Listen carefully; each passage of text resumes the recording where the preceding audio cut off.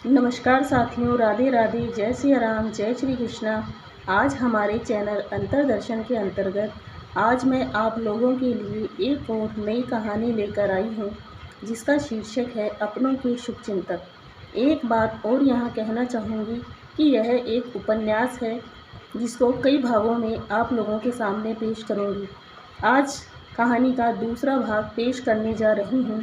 पहले भाग में हमने देखा कि नम्रता की मां नम्रता के लिए मैट्रिमोनियल साइट पर कुछ लड़के ढूंढ रही है।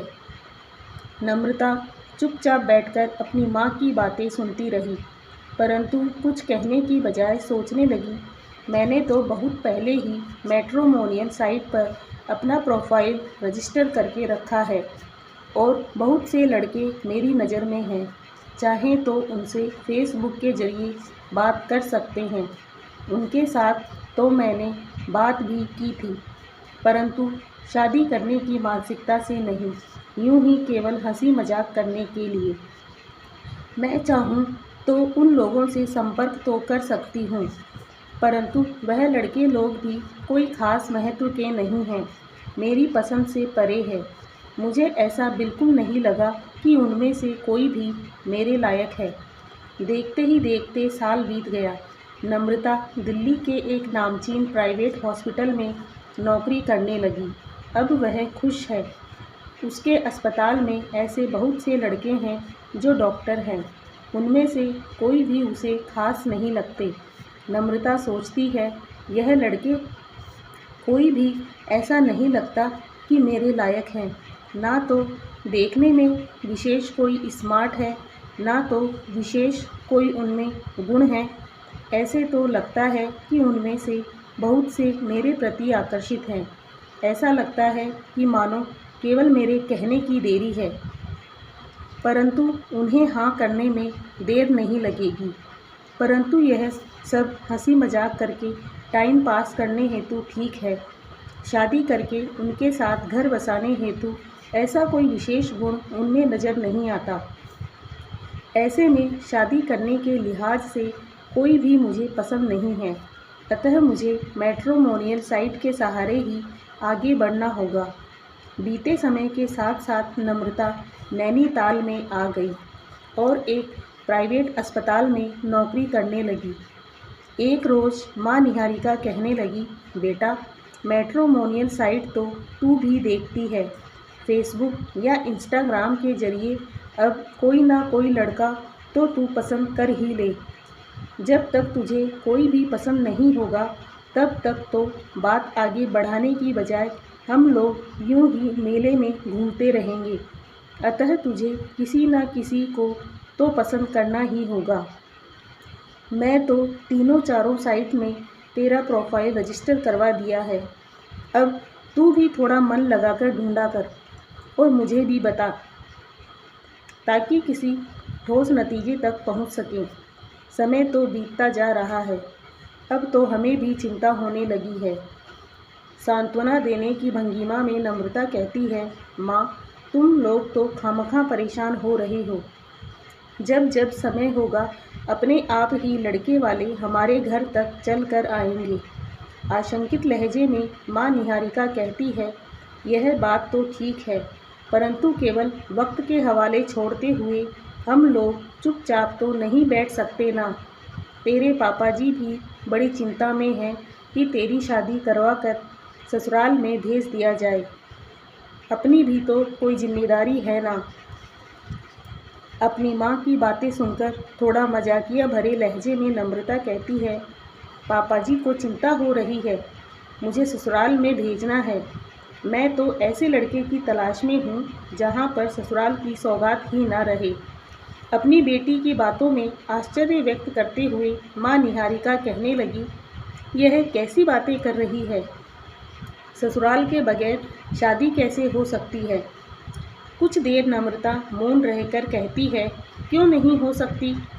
अगर ऐसे लड़के से शादी होगी जो खुद तो दिल्ली में या कहीं और जगह पर अकेला रहता है और उसके माता पिता दिल्ली से बाहर किसी और जगह पर रहते हैं, ऐसी अवस्था में मेरी ससुराल होगी ही नहीं तो मुझे भी ससुराल में नहीं रहना होगा। तथा उनके अधीन भी नहीं रहना होगा। माँ निहारिका अपनी बेटी को लेकर चिंता में डूबी रही।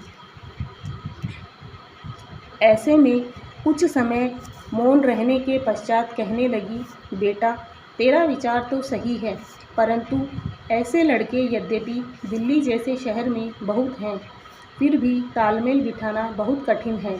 एकदम से घर वालों के साथ रिश्ता कटे हुए ऐसा तो मिलना बहुत मुश्किल है, परंतु एक अकेला दिल्ली में या किसी और शहर में रहता हो, ऐसे तो बहुत मिल जाएंगे।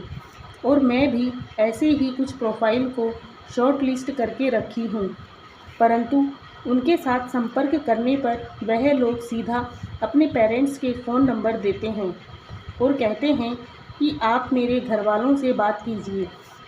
मैं चाहती हूँ कि लड़का खुद निर्णय ले, परंतु ऐसा नहीं है। जहाँ पर भी लड़का खुद निर्णय लेता है, उसे समझा बुझाकर राज़ी करवाना आसान होता है, परंतु जो अपने पेरेंट्स के पास फॉरवर्ड कर देता है, उन्हें समझाना मुश्किल होता है।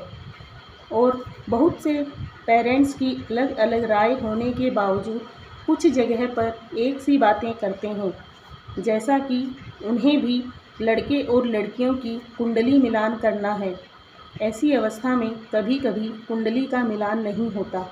यद्यपि हम लोग उस तरह के कुंडली विचार या मिलान का विश्वास नहीं करते, परंतु अगर लड़के वाले विश्वास करते हैं तो उन्हें मना भी तो नहीं कर सकते। अब तो मैं देख रही हूँ कि यह एक बहुत बड़ी समस्या के रूप में उभर कर हमारे सामने आ रही है। नम्रता अपनी माँ की बातें बड़े ही ध्यान से सुनती रही। माँ निहारिका कहने लगी, अब तो मुझे ऐसा लगने लगा है कि यह कुंडली के चक्कर में अच्छे से अच्छे रिश्ते हमारे हाथों से फिसल जाएंगे। मुझे लगता है कि अच्छे रिश्ते को अगर हाथ में जाने ना दें तो हमें ऐसी कोई तरकीब निकालनी होगी ताकि लड़के वालों की तबीयत खुश हो जाए और हमारे साथ रिश्ता करने को राज़ी हो जाए। असल में यह जो लड़के वाले हैं ना, लगता है कि यह सभी लोग कुछ ज़्यादा ही कंजर्वेटिव किस्म के परिवार हैं। आज के समय में भी एस्ट्रोलॉजी का विचार, अब ज़माना कहाँ से कहाँ पहुँच गया। लोग चंद्रमा, मंगल ग्रह, बृहस्पति, शनि तथा सूर्य तक पहुँचने के विचार में लगे हुए हैं। तो यह लोग एस्ट्रोलॉजी जैसे तुच्छ विषय पर अपना दिमाग लड़ाते हैं, जो निहायत ही घटिया मानसिकता का परिचायक है। नम्रता चुपचाप रही और मन ही मन सोचने लगी, माँ की बातें बिल्कुल सही हैं। लोग आजकल कहाँ से कहाँ पहुँच गए और यह लोग हैं कि अब भी इस कुंडली विचार में पड़े हैं। कुंडली में रखा ही क्या है। मेरे माता पिता, दादा दादी, नाना नानी के ज़माने में कौन इतना होशियार था कि अपने बच्चों के जन्मदिन वगैरह लिख कर रखते थे ताकि किसी और के साथ उसका मिलान करते। जिसके भाग्य में जो रहता है वही होता है। अपने भाग्य को भला कौन रोक सकता है। फिर भी हमने कभी नहीं सुना है कि किसी के बीच झगड़ा फसाद हो रहा है और बिछड़ गए, ताउम्र आपसी रिश्ता निभाते रहे। पर आज तो सभी के जुबान पर एक ही बात है कि कुंडली मिलान करनी है। लड़के और लड़की के बीच में 36 गुण मिलने चाहिए। अगर ऐसा हो तो उनकी शादी टिकती है, नहीं तो तलाक होता है, झगड़ा फसाद होता है। आज न जाने कैसी कैसी बातें मैट्रिमोनियल प्रोफाइल में लिखते हैं। राशि, नक्षत्र, गणम, गोत्र, नाड़ी, यह सब कुछ लिखा हुआ है। जात पात तक तो ठीक है, ऊपर से यह सब कलम, गोत्र, राशि, नक्षत्र, नाड़ी, यह सब कैसे विचार करते होंगे। और ऐसे मिलान के चक्कर में अच्छे से अच्छे रिश्ते हाथ से छूट जाते हैं। मम्मी कह रही थी कि किसी ने पूछा तो मम्मी ने मेरी जन्म तिथि और समय बता दिया। ऐसे में लड़के वालों ने कहा कि उनके बेटे के साथ मेरा एस्ट्रो मेल नहीं खाता, अतः यहाँ पर रिश्ता नहीं बन सकता। अरे यह कोई बात हुई। लोग मेरी खूबसूरती पर नहीं जाते, मेरी काबिलियत पर नहीं जाते। यह लोग कितनी घटिया मानसिकता के शिकार हैं। इससे अच्छा तो विदेशों में है, जहाँ पर इन सब का विचार नहीं करते। समय और बीतता जा रहा है। माँ निहारिका दिन ब दिन और भी ज़्यादा चिंतित होने लगी। यह अपने पति ब्रज किशोर जी को कहने लगी, अब कैसा वक्त आ गया है। 4 साल से हमें अपनी बेटी के लिए कोई एक ढंग का रिश्ता नहीं मिल पा रहा है। इतने सारे मैट्रिमोनियल साइट पर प्रोफाइल बनाकर रखे हैं, उसमें पैसा भी भर रखा है। बहुत से ग्रूम के फ़ोन नंबर भी लेकर रखे हैं, परंतु बातें करके आज तक कोई एक ठोस नतीजे पर नहीं पहुंच सके। अब तो बेटी की उम्र 34 साल को पार कर गई है और कितने दिन अपेक्षा कर सकते हैं, और क्या पता कि कब कोई लड़के वाले राजी हों। सभी लड़के अपने माता पिता के हाथ की कठपुतली हैं। सीधे माता पिता के फ़ोन नंबर देते हैं और कहते हैं कि मेरे माता पिता से बात कीजिए, और यह लोग हैं कि एस्ट्रो पर अटक जाते हैं। इस तरह से और कितने दिन बीतेंगे क्या पता। पति ब्रज किशोर जी अपनी पत्नी की बातों को बड़े गौर से सुनते रहे और बैठे बैठे अपनी बेटी तथा पत्नी की बातों को लेकर सोचने लगे, और काफ़ी देर के पश्चात कहने लगे, ऐसा करते हैं कि मैं इस विषय पर अपने छोटे भाई वीरेंद्र से बात करता हूँ, ताकि वह कुछ कह सके। वीरेंद्र और उसकी पत्नी काफ़ी समझदार हैं, उनसे बात करने पर कुछ तो सही राय देंगे, ताकि कुछ ना कुछ उपाय हो सके। वैसे भी मेरा एक मित्र है नरेंद्र, उनके पिताजी यही ज्योतिष विषय पर काम करते हैं, उनसे भी बात करूँगा, देखो क्या कहते हैं। उसके साथ ही हमें अपने सभी रिश्तेदारों को भी इस विषय में कहना होगा, ताकि कोई ना कोई बंदोबस्त हो सके।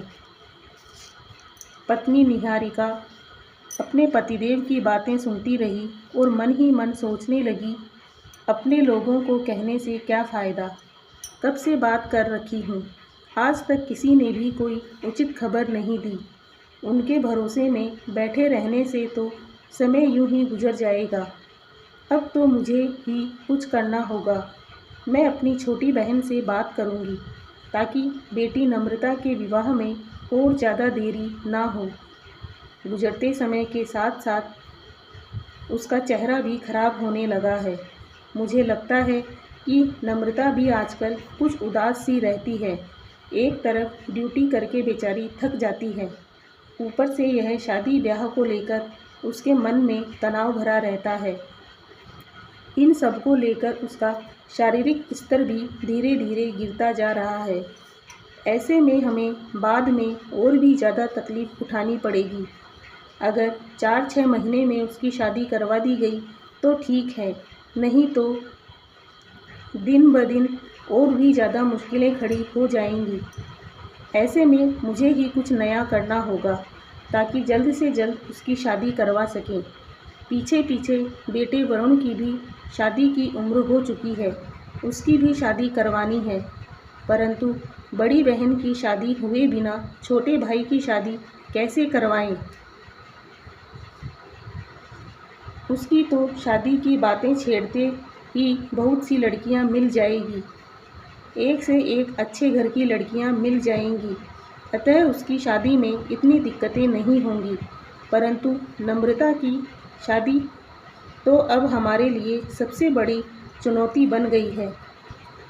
निहारिका अपनी छोटी बहन अनामिका को फ़ोन कर अपनी सारी बातें बताती है, जो कि इस समय मुंबई में रहती है। अनामिका अपने पति सरवण को और 2 बेटियों के साथ मुंबई में रहती है। यहाँ अनामिका एक बड़ी अस्पताल में डॉक्टर है और उसके पति सरवण कुमार सिविल सर्जन है। उनकी दोनों बेटी मुंबई में ही एक नामचीन स्कूल में पढ़ रही है। आज मैं आप लोगों से अनुरोध करूंगी कि आप हमारे चैनल को ज़्यादा से ज़्यादा लाइक, शेयर और सब्सक्राइब करें, ताकि हम आपके लिए और आगे नई कहानियाँ लेकर आएँ। धन्यवाद।